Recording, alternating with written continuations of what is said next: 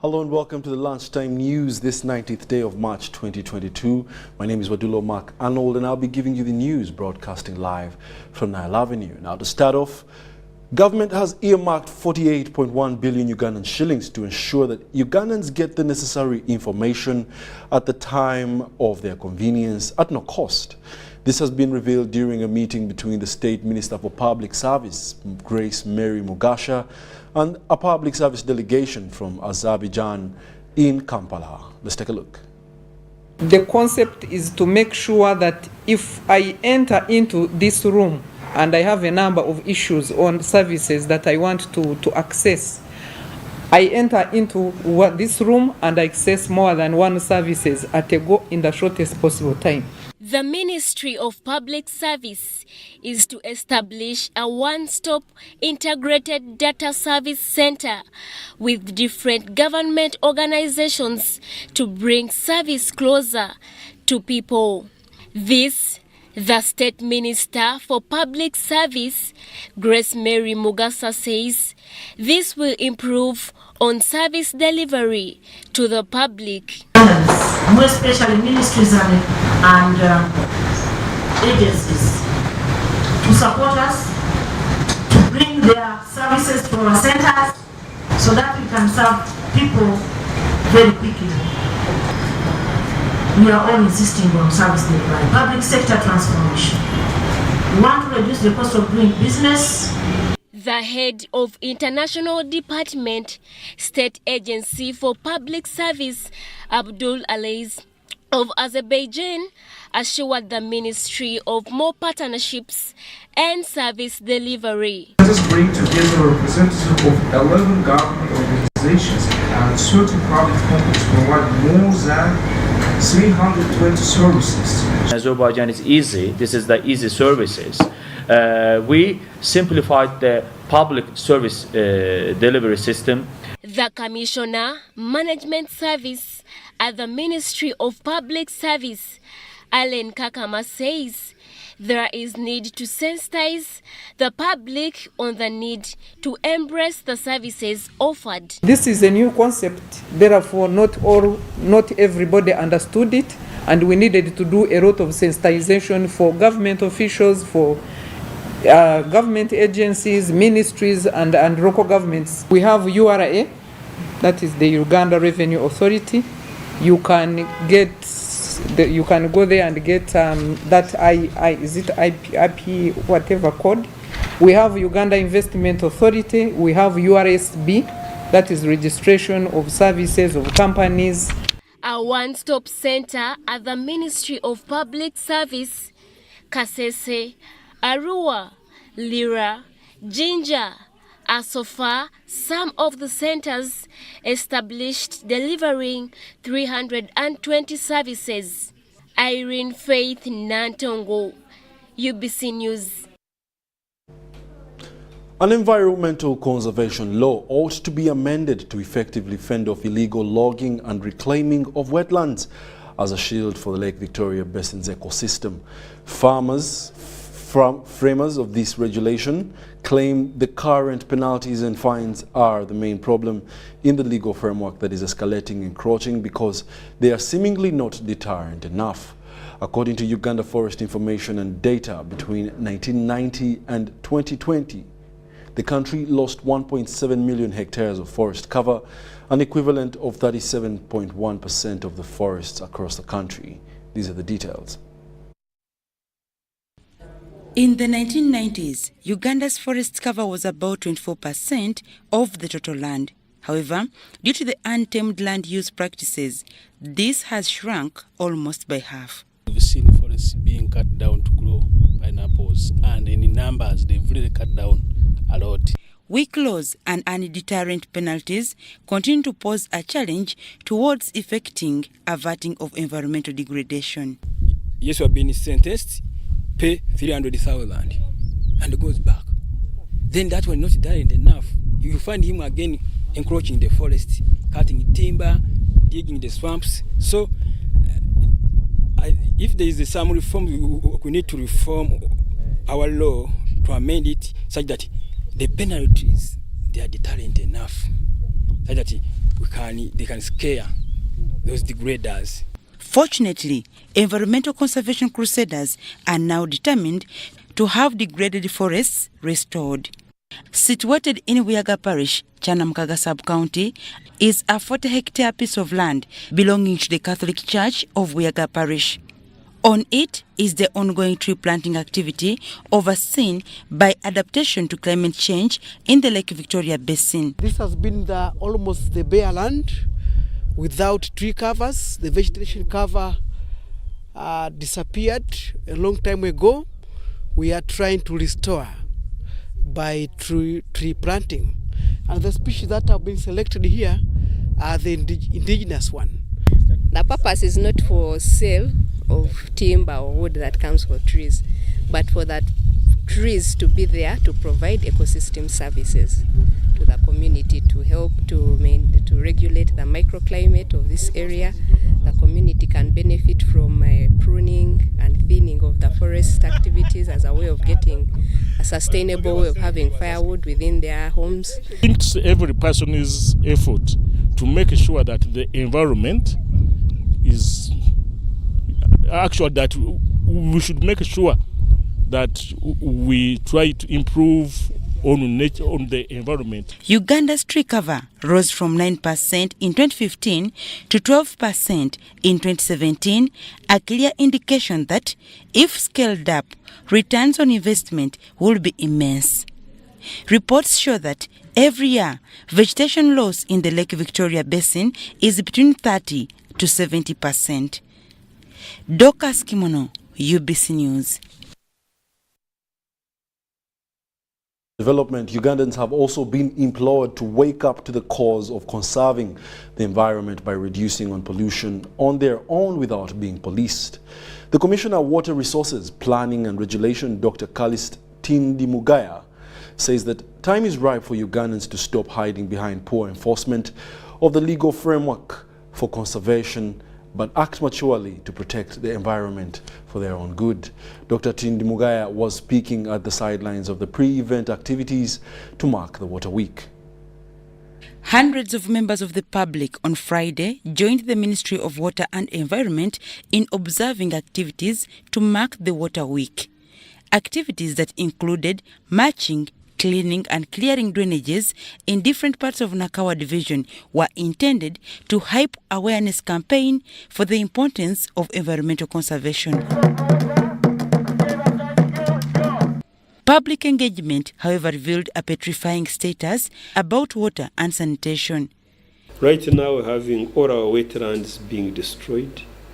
Wetlands store water, they filter the water. So if they are destroyed, it means the water will not be available, but also the water will not be filtered. We will continue consuming that water. Our trees are also cut. The trees are the ones which generate the rainfall that at the end of the day becomes water. That's why water and environment are brothers and sisters. We cannot talk about water without talking about the environment. If you destroy the environment, you have no water.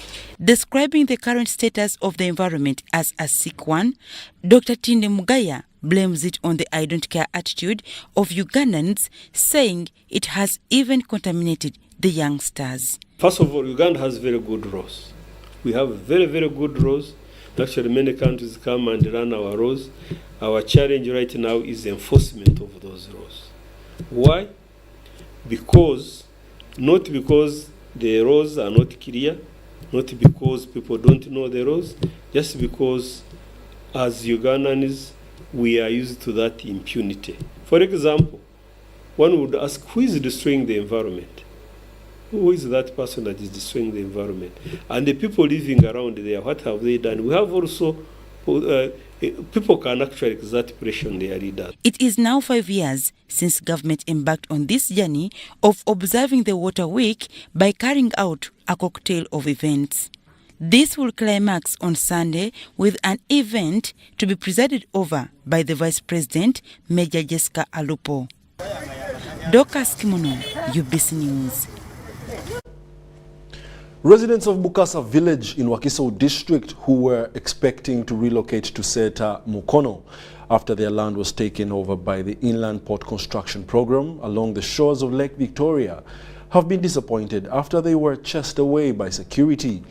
The proposed area was cordoned off by the army, police operatives and Mukono District RDC, who did not know about their relocation, thus stopping them from settling on the land in question. Let's take a look. The buses cost us taxes in huge numbers, while others travelling on motorcycles with their families and belongings to Namyalo village in Setamukono district to settle there. The chanting crowd held the fountain of honor for running to their rescue. Bulungi kubanga tugenda kifa okubeera manyi takakintu kikulu bwo olifunye kubanga eri tubadde tengeriyo project ya government nga tulina olwokuvaayo. Museveni yali yazimba enamava amakolero abantu babadde bavuye Bukasa ng'ogyeko ababokya kasooli nga bagenda ne banoonya omulimu abalala ne bafuna ne batambula ebigere ne baddeyo ne beebaka naye kaakati kugenda ku distance esiikakaawo ekyo kiba kijakalubiriza abantu abo. Tutuusiza we tugenda okwebaka otulo otulungi n'okuyiyizaawo otulo twebaka emyaka giri egy'emabega kuba tubadde tetumanyi we tuzza baana. However, they are rejoicing and celebrations after stepping on what they called the promised land. Moments later, has faded. When combined, the security operatives sealed them off, questioning them about their unknown location.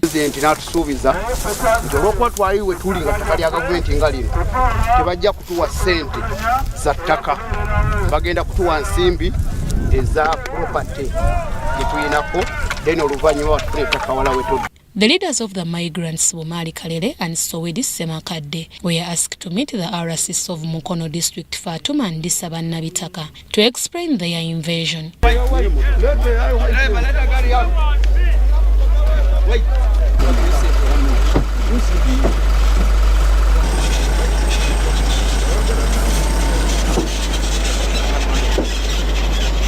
However, those who remained were told to vacate the land immediately.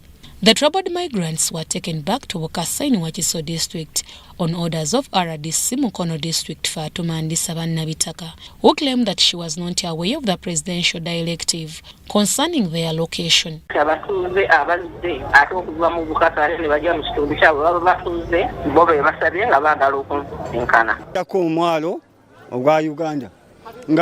bano babala abantu 2,000 mu bisanvu mu 8 mu basatu nga abantu bano ku 10 bakasasula abantu 8 kusigadde abantu nga 2 kati nga abantu bano abasimbula obudde buno okufuna obagenda okubeera basasulwa ngaliwo abantu abamu abatanya basasulwa era bo bagenda soka sigala wano basoke babasasule. Deborah Namamonde, Flower Sempa, UBC News. The Independent Electoral Commission has started verification of administrative units across the country. This activity started on Thursday and will end on Saturday, 26th of this month.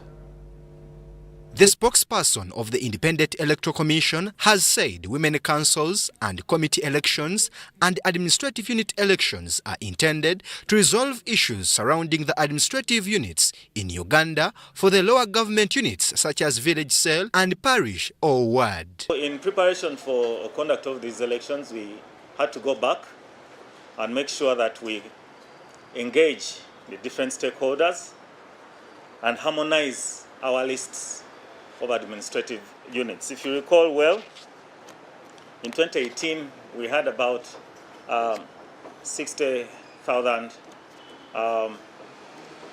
villages. We now have 70,512 villages. They have increased. After verification of administration units, the Electoral Commission will display the list between 11th April to 20th April. This will include some villages that will have been left out or wrongly included. The verification is simple. It involves extracting, looking through our database and comparing it with the data in the possession of local governments. That's why we're engaging with the chief administrative officers, district planners, sub-county officials, local council leaders, and of course there are other officers at the level of subs, so principal assistant secretaries and senior assistant secretaries and other people who oversee day-to-day business in the districts. Brian Tumwenebia Ruhanga, UBC News. State House Anti-Corruption Unit has intervened in saving a tortured and ill Immaculate Chebechenga from extraction of her body organs in Saudi Arabia, who had been trafficked by a recruitment company called Intercontinental Opportunities after a period of 6 months seeking for help. UBC TV has the details. 26-year-old Immaculate Chebechenga was trafficked to Saudi Arabia September last year by Intercontinental Opportunities Labor Recruitment Company from a branch based in Rubirizi district.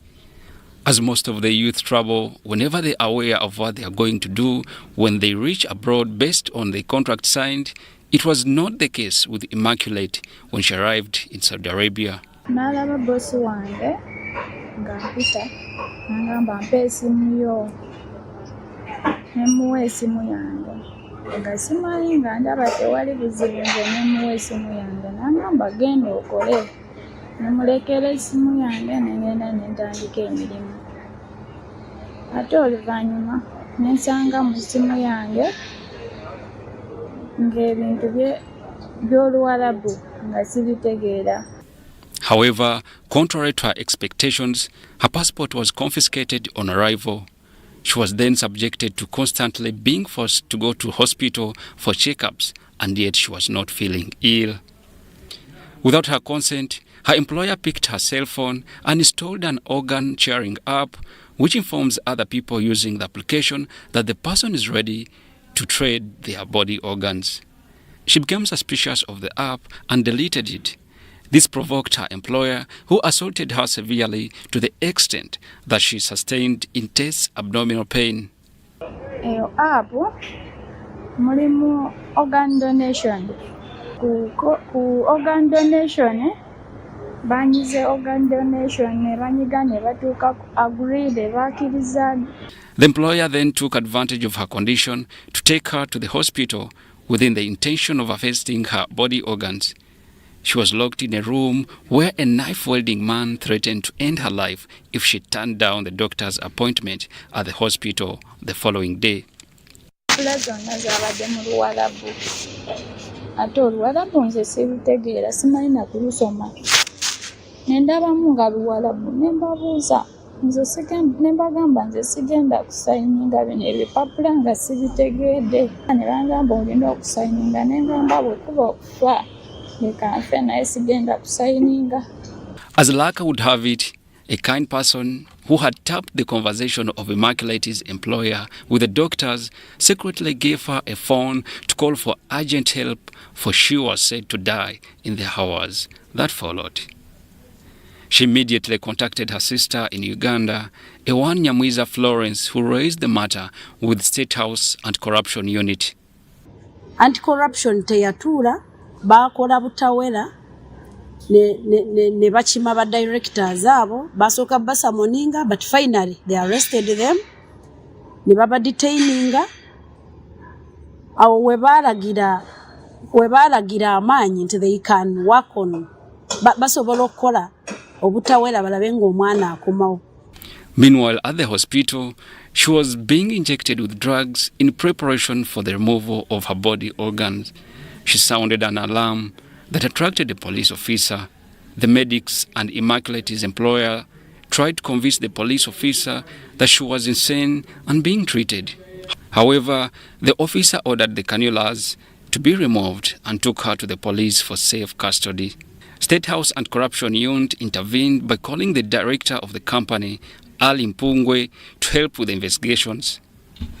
The unit managed to get Immaculate's file from the company and caused her return to Uganda despite initial resistance from her employer, who had confiscated her passport. She was released and came back to Uganda on the 14th March 2022 when she was very ill and needs medical attention. Our big thanks goes to the Anti-Corruption Office. We are really so grateful as family. With extensive investigations by State House Anti-Corruption Unit on her file from the company, it was understood that her 3 months visa had expired. In addition, she did not have a valid contract with the employer, which is an illegal act. Joshua Kagoro, UBC News. Very absurd right there. Very touching story. So those of you that are watching, please do take note of these trends. Now, the Indian community in Uganda will commemorate Holy Day, as also known as Color Day, to make the triumph of good over evil. On the chairperson, Indian Association of Uganda, Vinod Garani, called upon Ugandans to join the celebrations regardless of their faith and religion. Let's take a look. The Hindu Indian community in Uganda is in high preparations for the Holy Day celebrations scheduled for Sunday 20th of March 2022.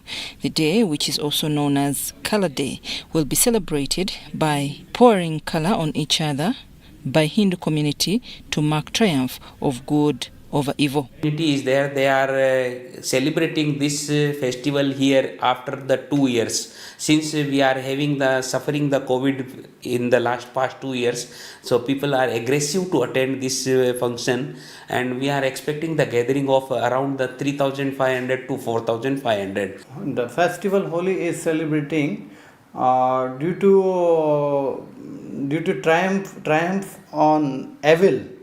There's a history behind it. There was something wrong was happening, and God helped someone, and then the truth prevailed. So the celebrating the truth and friendship, we are celebrating Holi festival, and it is going on in India from thousands years ago. The chairperson, Indian Association Uganda, Vinod Gagrani, said this will be the first celebrations to be held in Uganda by the Indian community, and appealed to the public to come and join the Indian community for celebrations. Like we are going to show monuments, history, all our royal culture in India. So we are inviting people to come and then have a knowledge about our state and celebrate the function. I'm Navka Farida and Saddam Mubare. Let's now take a short commercial break. When we return, we'll be back with business. Stay tuned.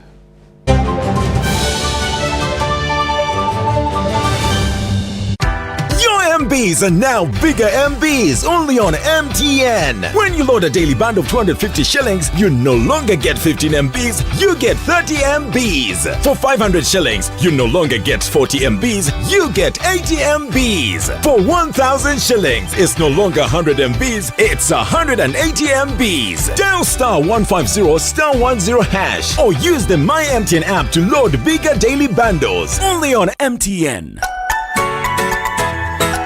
MTN is regulated by the Uganda Communications Commission.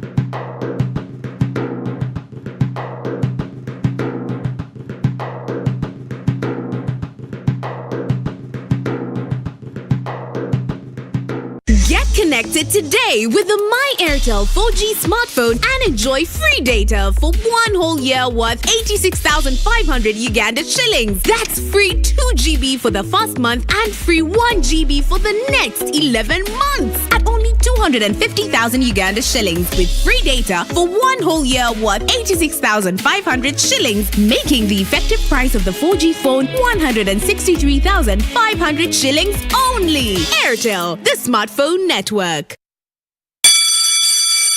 Are your children ready to learn? Schools are open. As parents and guardians, it is your duty to ensure that your children go back to school. COVID-19 prevention measures have been put in place to keep students safe as they go back to school. Not only do teachers prioritize everyone's health, including their own, but they discourage violence among students. They also ensure that students follow SOPs. Any concerns are reported to a school administrator or senior woman or man teacher for correction and further guidance. Dear parents and guardians, you too must play your role. Ensure your children always maintain a 2-meter distance from others, avoid crowded places, regularly wash their hands with soap and water, and wear a washed and clean face mask that covers their mouths and noses.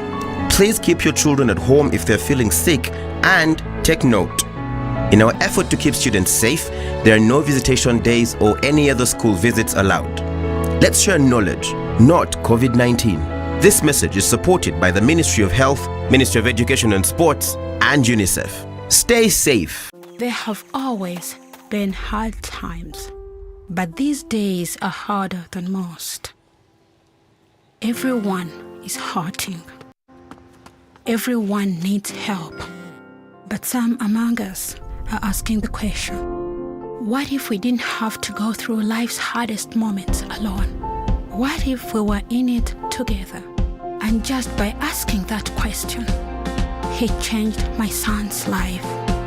He created an online crowdfunding platform for Ugandans to help raise money for each other. Thank you, Nixon, for helping me. This is a story of a regular Ugandan just like you, who harnessed the power of technology to provide a solution for us. How about you tell us your story?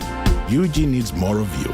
To share your story, visit airtel.co.ug/UG needs more of you, or call or SMS 162. Airtel, the smartphone network.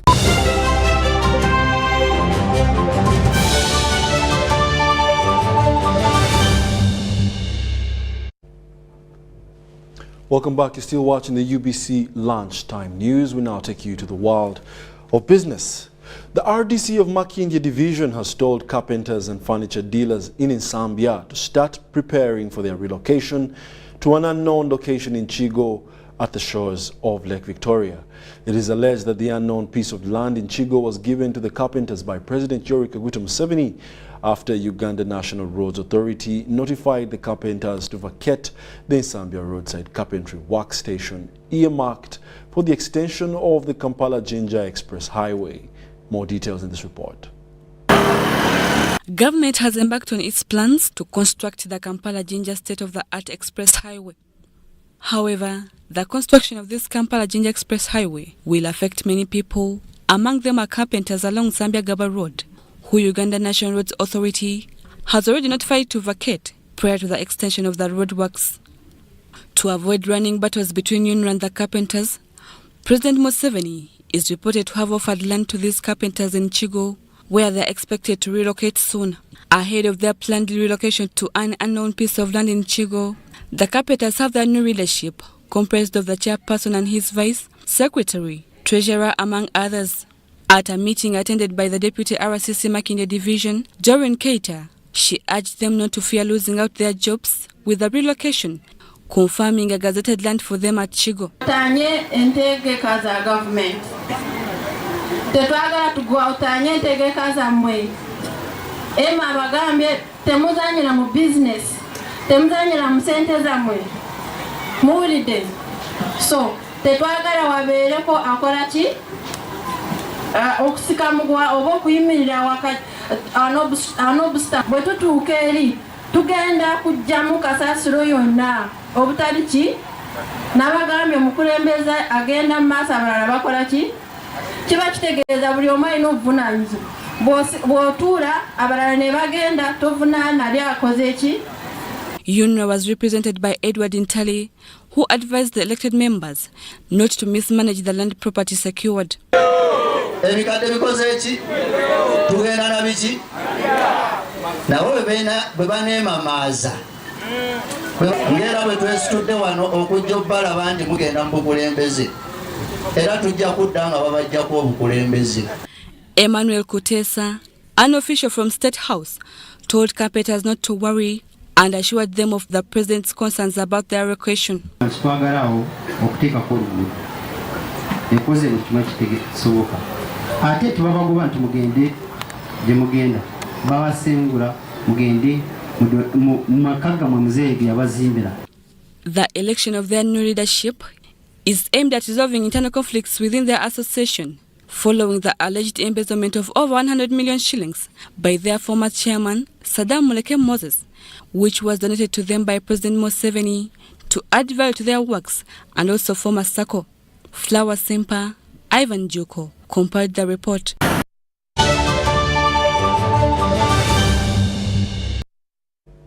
And that brings us to the end of our lunchtime news. Thank you for being a lovely audience. My name is Wadulo Mark Arnold, and stay tuned for more news in our subsequent bulletins. Ciao, and see you later.